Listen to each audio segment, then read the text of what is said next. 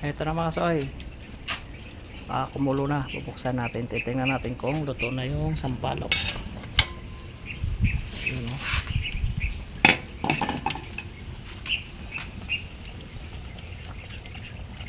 Okay. Sarap. Ngayon, lalagay natin yung talbos ng kamote.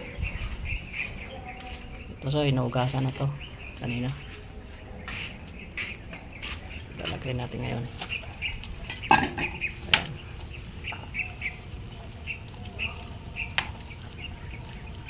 Ayan mga soy.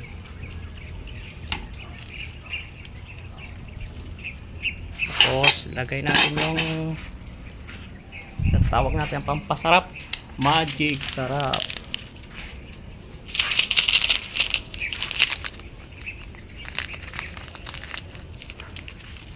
Ubos natin yan mga soy para masarap talaga.